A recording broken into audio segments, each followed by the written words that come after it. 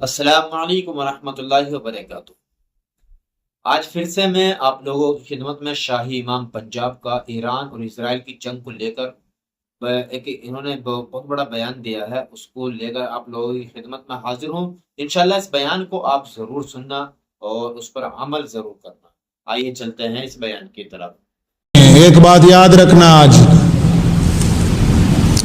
روئے زمین پر صرف مسلمان وہ ہیں جن کے اذان کے ساتھ اللہ کی مدد ہے اور یہ کبھی شکست نہیں کھاتے۔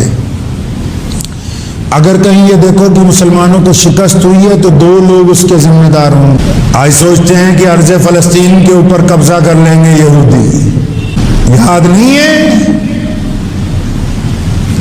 کہ القدس کے بیٹے صلاح الدین ایوبی نے دوبارہ اپنی زندگی میں کر کے دکھایا۔ انگلستان کا بادشاہ، اس وقت انگلستان والے زیادہ بڑے گنڈے تھے، آج امریکہ والے گنڈے بنے ہوئے ہیں۔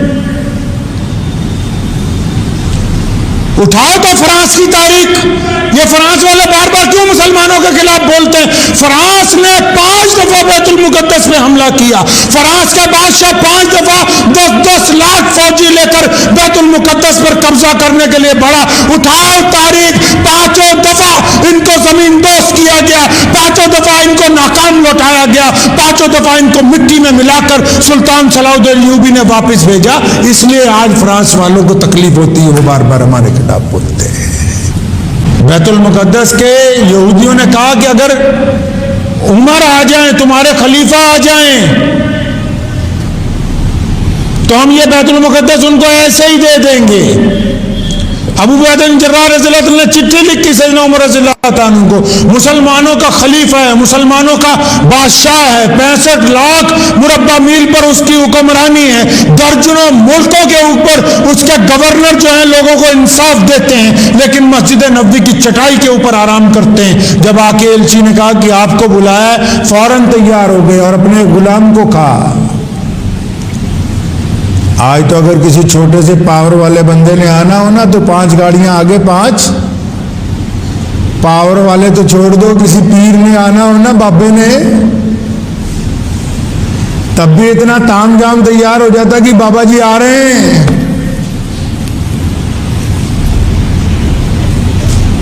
تو سیدنا عمر رضی اللہ عنہ جب مدینے سے نکلے، ایک سواری اونٹنی، بس ایک غلام ساتھ میں،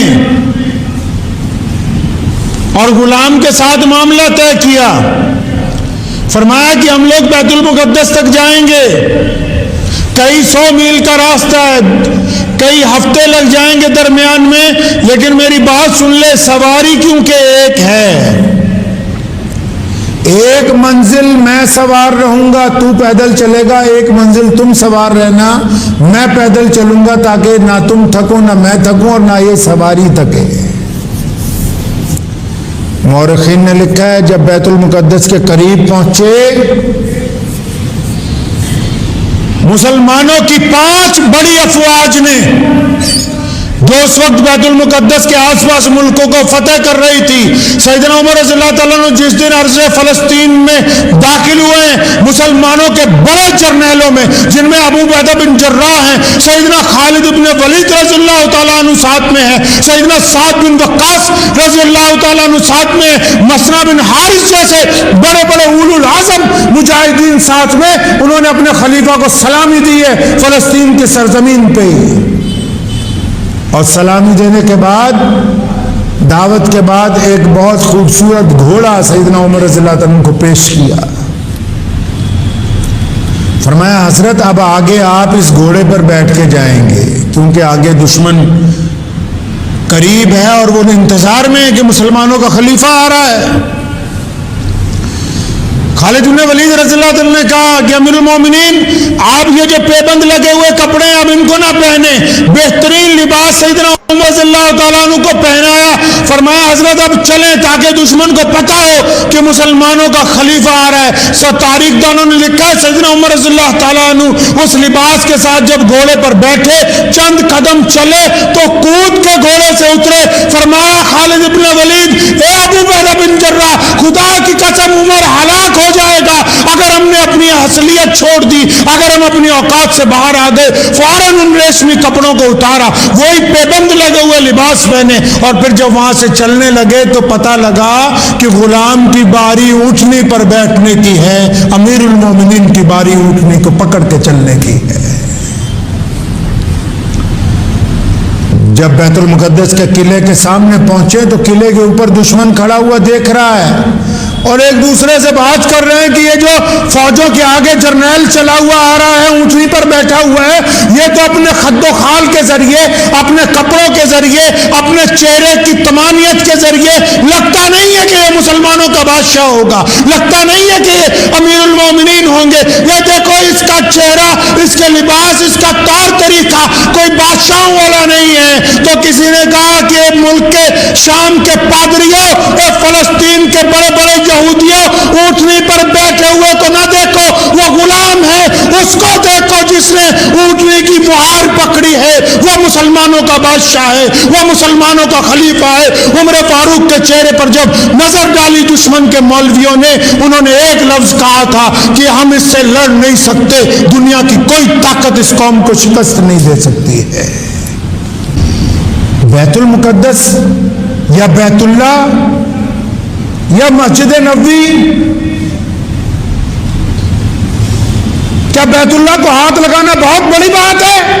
رسول اللہ صلی اللہ علیہ وسلم نے طواف کرتے ہوئے بیت اللہ کو کہا کہ بیت اللہ میں تیری عظمت کا قائل ہوں، تو اللہ کا گھر ہے روئے زمین پر سب سے پہلا، میں مانتا ہوں کہ تیری اگر یہ جو پتھر کے ٹکڑے اگر ان کو بیچا جائے تو قیمت ادا نہیں ہو سکتی، لیکن اے بیت اللہ سن لے، ایک مسلمان کی عزت، ایک مسلمان کی آبرو، ایک مسلمان کی قیمت اتنی ہے کہ اگر تجھے بیچ بھی دیا جائے تو کسی ایک مسلمان کی عزت اور آبرو کی قیمت ادا نہیں ہو سکتی ہے۔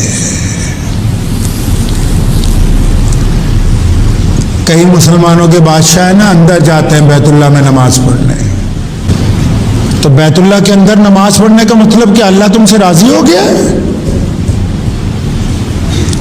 مسجد نبوی میں حضور صلی اللہ علیہ وسلم کے روضہ مبارک کی جالیوں کے اندر جا کے سلام پیش کرنے سے کیا اس کا مطلب اللہ آپ سے راضی ہو گیا ہے؟ کتنے ایسے مسلمان بادشاہ ہیں جو بیت اللہ کے اندر گئے ہیں، کتنے ایسے مسلمان حکمران ہیں جو اب تک روضہ مبارک کی جالیوں کے اندر جا چکے ہیں، لیکن نہ ان کی اب تک کوئی دعا قبول ہوئی، نہ کوئی ان کا عزم مکمل ہوا۔ اور سلطان صلاح الدین ایوبی کو دیکھو، ساری زندگی ملک مصر سے لے کے فلسطین تک لڑتے ہوئے گزار دی، اور وہاں سے بیت اللہ کا فاصلہ 1500 کلومیٹر ہے، لیکن ساری زندگی وقت نہیں ملا بیت اللہ تک جانے کا، ساری زندگی وقت نہیں ملا مدینہ منورہ میں حاضری کرنے کا، لیکن اللہ نے قبلہ اول کی آزادی صلاح الدین ایوبی کے ہاتھ لکھی تھی، اس کو عطا کی گئی ہے دولت۔ ایک بات یاد رکھنا، آج روئے زمین پر صرف مسلمان وہ ہیں جن کے ساتھ، جن کے اذان کے ساتھ اللہ کی مدد ہے اور یہ کبھی شکست نہیں کھاتے۔ اگر کہیں یہ دیکھو کہ مسلمانوں کو شکست ہوئی ہے تو دو لوگ اس کے ذمہ دار ہوں گے، ایک مسلمانوں کا لیڈر، دوسرا مسلمانوں کا مولوی، تیسرا نہیں۔ مسئلہ یہ ہے کہ ہم کیا کریں، آپ جہاں پر ہیں وہاں رہ کر کیا کر سکتے ہیں؟ پہلا کام تو یہ کہ آپ دعا کر سکتے ہیں، مان لیا جی دعا کر سکتے ہیں، دعا کرنی بھی چاہیے۔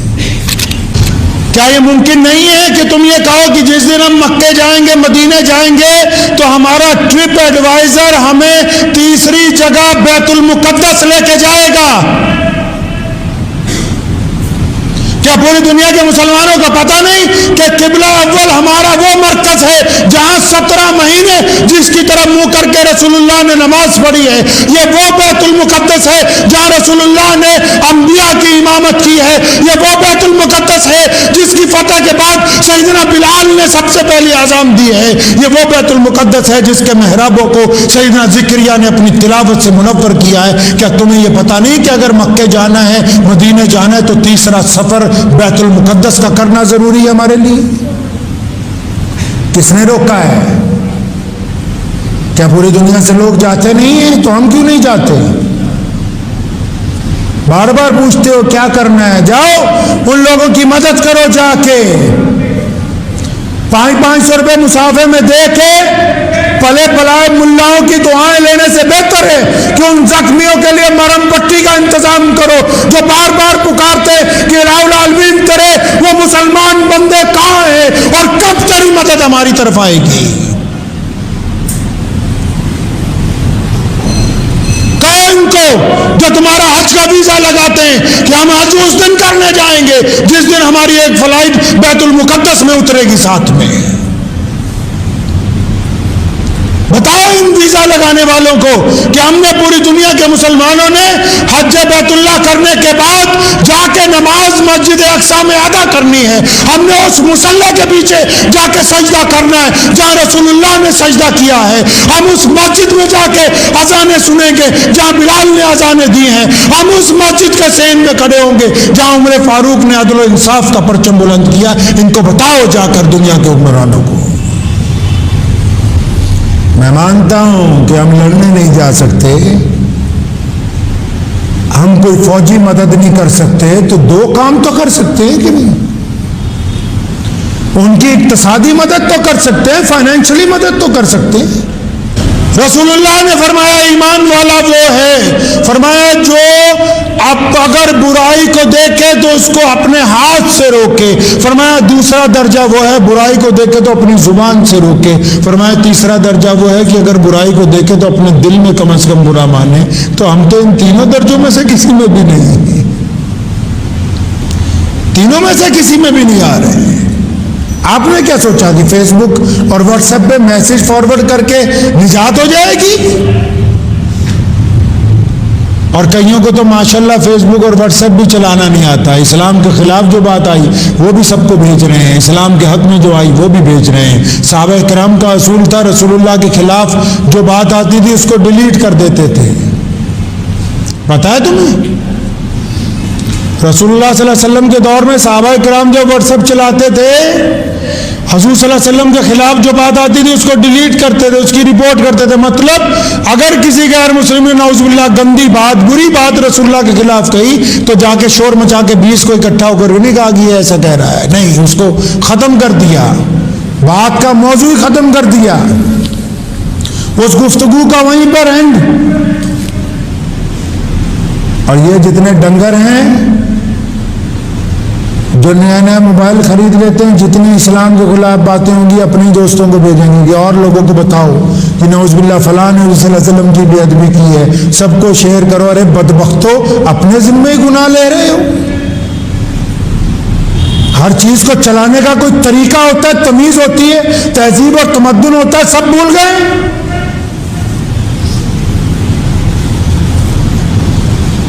फलस्तीन के खिलाफ यहूदी और पूरा अमेरिका क्यों लगा हुआ है? क्योंकि फलस्तीन में टिकटॉक के स्टार पैदा नहीं होते, फलस्तीन में सारा दिन मोबाइल पर चला बैठकर गेमें खेलने वाले लोग पैदा नहीं होते, फलस्तीन में रंग बिरंगे अपने बाल करके सारा दिन आवारागर्दी करने वाले नौजवान पैदा नहीं होते। फलस्तीन में रुए जमीन के आज भी अव्वल दर्जे के मुसलमान पैदा होते हैं